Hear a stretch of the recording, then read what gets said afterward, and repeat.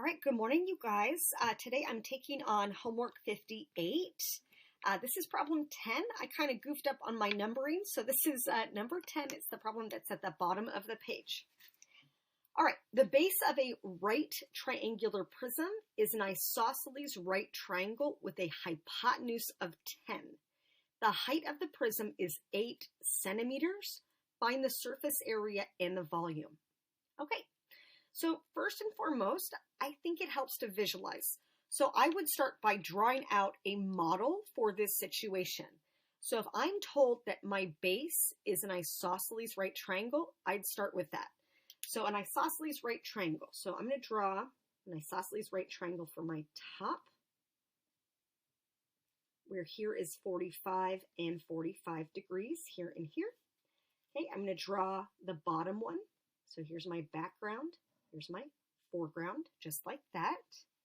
And then I'm going to connect these lateral edges, keeping this guy in the back. Okay, so remember that our two base shapes, they have to be perfectly congruent because it's a prism, right? They're parallel pathways and they are perfectly congruent. And then as a result, all of those lateral edges, they have to be congruent as well. Okay, so now I'm going to add the details that I'm told. I'm told that the hypotenuse of the isosceles right triangle is 10. So I have a 10 right here, 10 centimeters. And the height of the prism is 8. So I've added all of those details in purple, and now I need to work through the problem.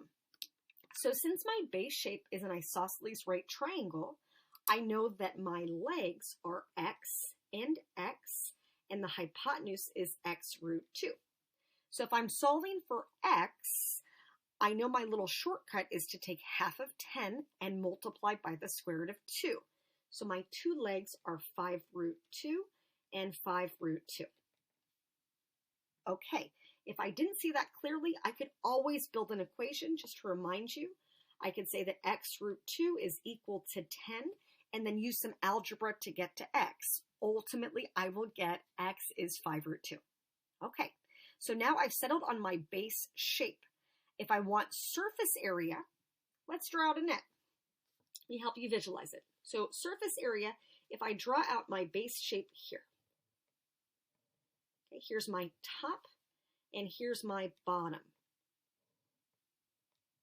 So if I picture my lateral faces coming in now, here I have the biggest one because here I have hypotenuse and hypotenuse of my 45, 45, 90 triangle here and here for my bases. The isosceles right triangles are 45, 45, 90 triangles. Okay, and then I have this leg and this leg. So if I draw those in about here and here, then my figure looks good. Okay, let me add those measures. So here I have 5 root 2, here I have 5 root 2, here I have 10. This part would be 5 root 2, here would be 5 root 2 also, and then the height of the prism is 8. Okay, so drawing a net really just helps me to visualize all of my surfaces. I can see them all together, and if I lost myself in the formula, I could always go back at each individual shape and then add them all up once I find their individual areas. So I always have a workaround. Okay, when I go back to my formula, right, I know it's the lateral area plus my two base areas, and more specifically, my height of the prism times the perimeter of its base plus my two base areas. So again, it helps me to see things more clearly. So I know that I'm going to need my perimeter of my base and I'm going to need my base area. So let's focus on the base area here first. So my base area, since it's a triangle, I can do 1/2 base times height. And since it's a right triangle, I can use my two legs, those perpendicular parts, as my base and my height. So here I'm really doing 1/2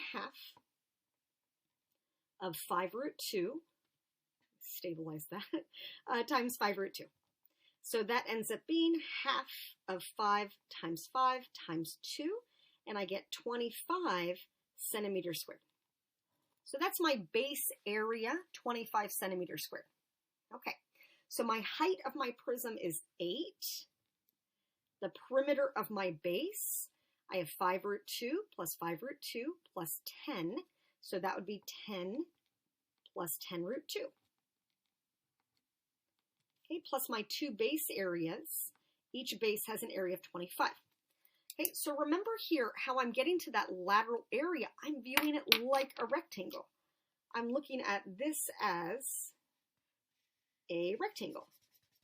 So when I'm doing my height here and the perimeter of my base here, right, that's capturing this giant rectangle right in here. And then I have my 2 bases that I'm going to tag on right there. So now I have to distribute the 8. So 80 plus 80 root 2, and then plus 50. And then I can combine my like terms here and here. I have 130 then, plus 80 root 2, and then centimeters squared would be my final answer for surface area. Okay, volume, base area times the height. So I'm picturing just this bottom layer that's my base, and then how many stacks up high do I have for my height? 8 of them, and then I just multiply. So my base is 25, that's my base area.